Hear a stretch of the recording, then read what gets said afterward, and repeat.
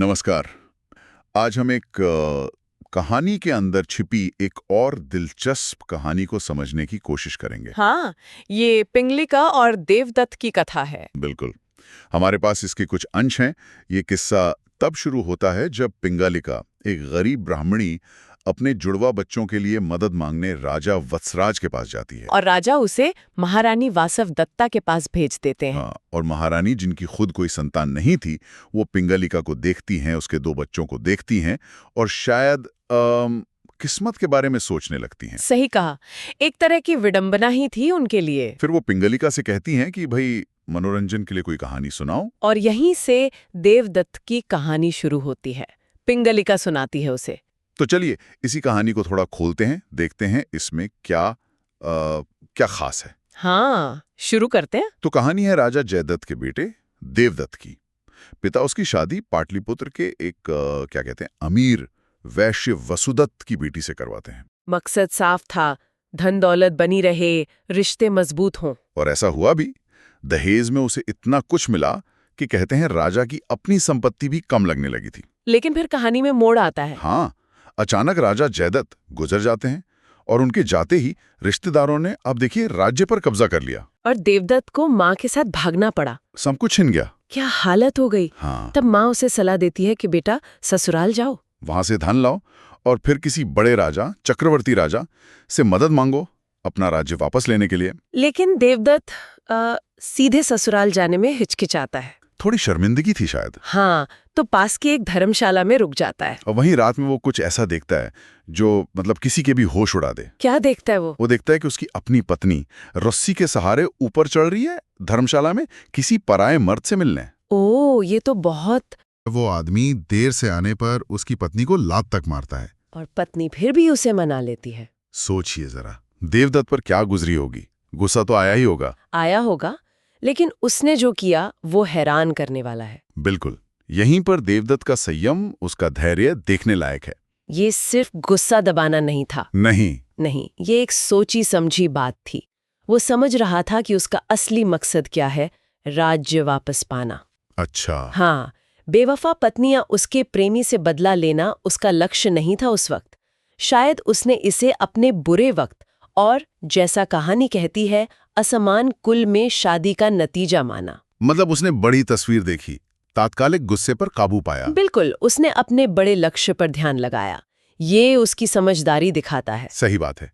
अच्छा, तो फिर क्या हुआ जब वो दोनों चले गए? हाँ, तो जब वो चले जाते हैं, देवदत्त को वहीं जमीन पर गिरा हुआ एक कर्णफूल मिलता है। उसकी पत्नी का, मोतियों जड़ा हुआ कीमती। वही कर्णफूल। हाँ, वही।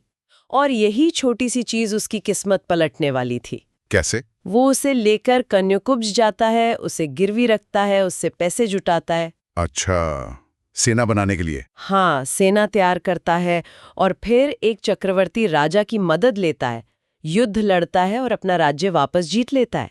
वाह, मतलब उस एक कर्णफूल से ये सब संभव हुआ। और जीतने के बाद उसने जो किया वो भी कम दिलचस्प नहीं है। क्या किया उसने? उसने वो कर्णफूल वापस अपने ससुर वसुदत्त के पास भिजवा दिया। बस, कुछ कहा नहीं। सिर्फ कर्णफूल भेजा? हाँ, और ये इशारा ही काफी था। जब बेटी का वो खास कर्णफूल उसके पति के हाथों ससुर के पास पहुंचा, तो पत्नी सब समझ गई कि देवदत्त ने उस रात सब देख लिया था। बिल्कुल। और ये राज खुलने का डर, अपनी गलती का एहसास उसे इतना भारी पड़ा कि वो व्याकुल होकर मर गई। और पिता वसुदत्त? उसे भी दासी से सारी सच्चाई पता चली और कहानी कहती है कि उसने बेटी की मौत पर शोक नहीं मनाया। और देवदत्त का क्या हुआ? देवदत्त ने फिर कान्याकुब्ज के राजा की बेटी से शादी कर ली। सब ठीक हो गया उसके लिए। तो ये कहानी क्या सिखाती है? ये साफ दिखाती है कि राजलक्ष्मी यानी सत्ता और पैसा कितनी चंचल होती है। आज है, कल नहीं। सही कहा। लेकिन ये भी बताती है कि धैर्य, समझदारी और सही समय पर सही कदम उठाने से बिगड़ी बाजी भी जीती जा सकती है। देवदत्त ने भावनाओं में बहने की जगह दिमाग से काम लिया। और ये सब सुना कौन रहा था, हमें याद रखना चाहिए। हाँ, ये पूरी कहानी पिंगलिका ने महारानी वासवदत्ता को सुनाई थी। और कहानी खत्म करके पिंगलिका क्या कहती है? वो कहती है कि स्त्रियों का दिल जरूरत पड़ने पर पत्थर जैसा कठोर भी हो सकता है और कभी फूल से भी ज्यादा नाजुक।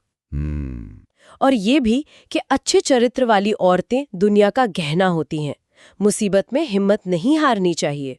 और वो खुद जो महारानी तक पहुंच पाई वो भी उसके अपने चरित्र की रक्षा का ही फल है, ऐसा वो कहती है। मतलब उसने कहानी के जरिए अपनी बात भी रख दी। बिल्कुल, यही उसकी बुद्धिमानी दिखती है।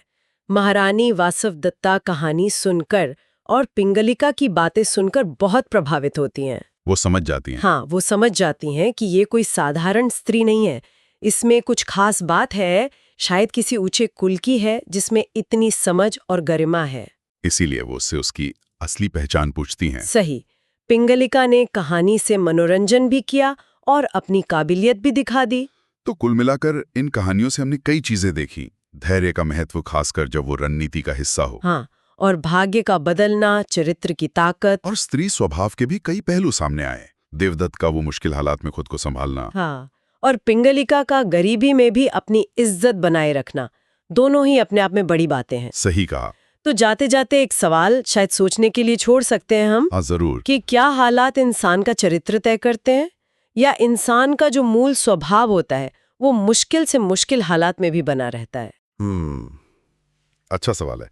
देवदत्त की वो रणनीतिक सहनशीलता और पिंगलिका की वो दृढ़ता। हाँ, दोनों ही ताकत के अलग अलग रूप दिखाते हैं। सोचने वाली बात है।